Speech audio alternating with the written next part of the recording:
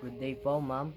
And here's my video presentation about teenage pregnancy and drugs. At una ko pong tatalakayin sa inyo ay yung topic ko po sa teenage pregnancy, which is kabilang din po sa mga kabataan na kung paano ba masosolusyonan ang topic na ito. Ang teenage pregnancy, ang teenage pregnancy ay isang pagdaigdigang issue na may malalim na epekto sa kalusugan o lalo na sa edukasyon at kabuhayan ng mga kabataan. Sa ngayon po ay nataas ang antas ng teenage pregnancy at karamihan nito ay nahahamon sa buhay ng ating mga kabataan. At narito po ang ilang istruktura na nakalat ko po sa pagre-research din po gawa ng hindi ko po rin yung teenage pregnancy, hindi ko rin po alam yung pero ilan po stock knowledge din po.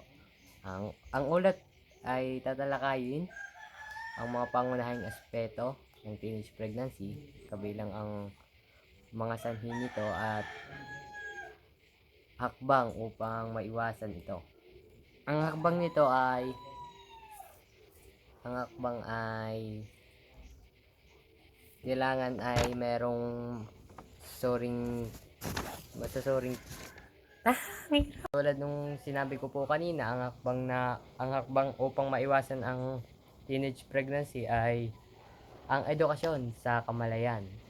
Ito ay ang pagbibigay ng sapat na edukasyon tungkol sa sekwalidad at contraception, ganon, sa mga kabataan o kagaya ko ay mahalaga upang maiwasan ang teenage pregnancy. At ang pangalawa naman po ay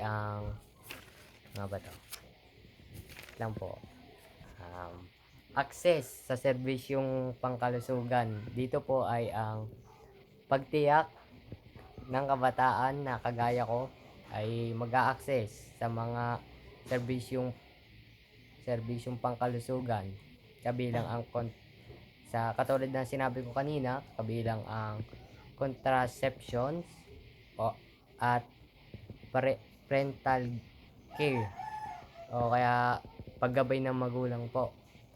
At ngayon din ay makakabuti ito upang maiwasan ang teenage pregnancy. At ang panghuli ang suporta sa pamilya, lalong-lalo na kung ang mga anak ay hindi nabibigyan ng sapat na suporta, ay di dun po manggagaling o magmumula yon. Kaya kailangan po suporta. Suportahan po ako ng pamilya ko, ganun po. Na ang pagbibigay ng suporta at gabay sa mga kanilang anak upang upang hindi lumaganap ito. Yon. Sa nga po pala, hindi ko pa po nababanggit yung epekto, kung ano nga bang epekto ng teenage pregnancy. Ito po ay ang kalusugan, edukasyon at kabuhayan po. Sapagkat ang kalusugan dito rin po yun minsan na halimbawa nahihirapan po, ganun po. Tapos dun sa edukasyon, kakulangan sa pag-aaral, hindi na makapag-aral sapagkat yun, nag-aalaga ng bata, ganun po. Tapos kabuhayan po, dun po yung mismong kabuhayan nila na minsan po ay kung pinamalas-malas ay asa pa rin po sa magulang. Kung bagay, hindi po, wala po pong plano sa buhay na magkaganon po. Yun lang po. At tulad po ng sabi ko ay tatalakayin ko po yung dalawang topic, which is yung teenage pregnancy po, natapos ko na po. Ngayon po ay sa drugs naman po. Sa drugs, hindi naman po tayo bago kasi alam naman po nating masama yung bisyo na yun. Lalo na't maraming naghihirap na pamilya na sa halip na ibili ng pagkain ay binibili ng ganon, ng drugs, ganon. Tapos ang paggamit ng droga ay isang pagdaigdigang problema na may malalim na may malalim na to sa individual at komunidad.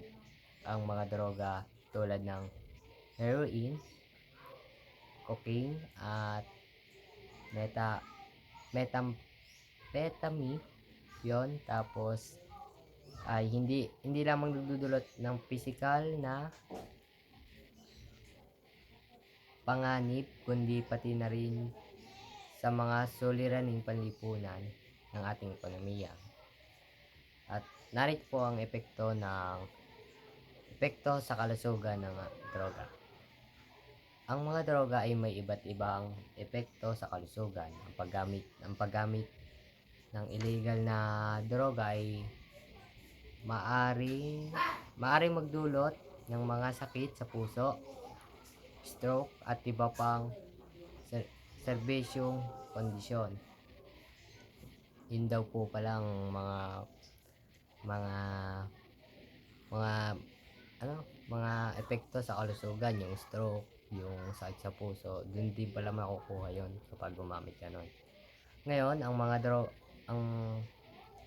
mga droga rin ay may negatibong epekto sa utak. Yun, sa utak na maaaring magresulta sa paggala ng kakayahan sa pag-iisip at paggawa ng desisyon. Dito po ay yung paggawa ng mabilisan siya magdesisyon, sabay doon po is nadadala din po yung isip niya, kaya siguro mabilis magdesisyon. Tapos kumbaga iba po yung nasa utak niya, ganun po.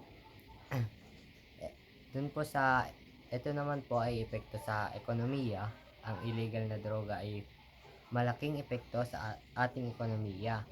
Ang mga gobyerno at gumagastos ng malaking halaga para sa law. Ang mga gobyerno daw ay yung nagagawa ng batas upang matugunan o matapos ang ganitong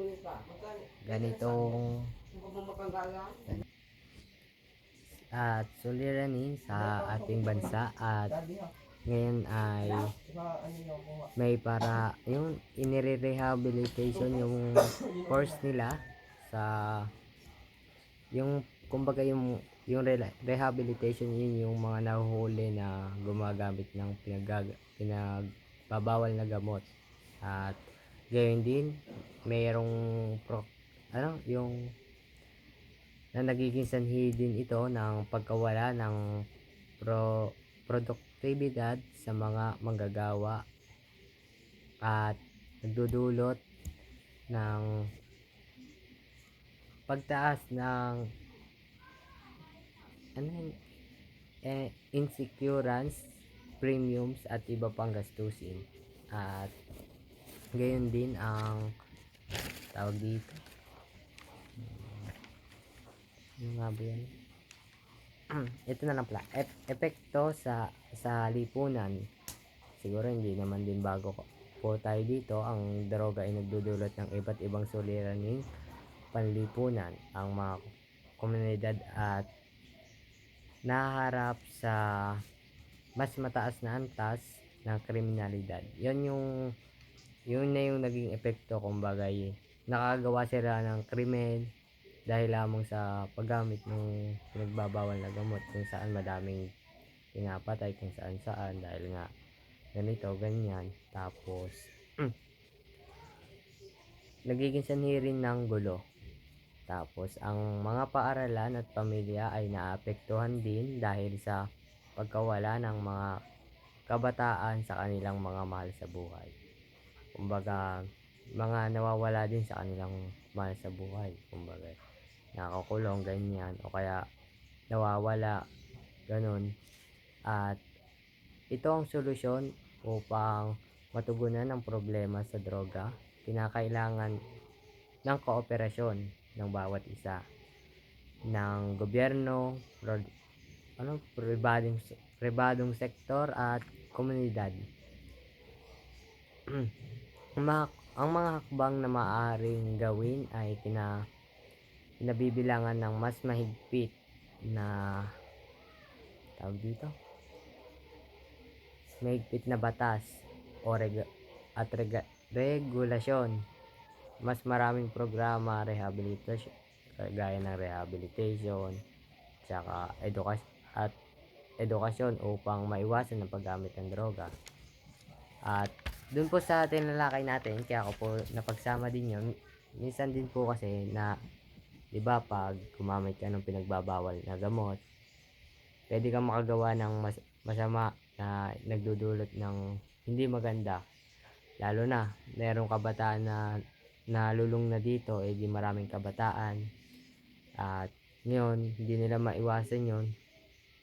Siguro pag nagiinuman niya, nagamit ng ganun. Tapos yun, doon na papasok din yung teenage pregnancy na kung saan gawa sila ng hindi maganda na parang pagsisisihan nila sa huli. Yun lang po. Salamat po.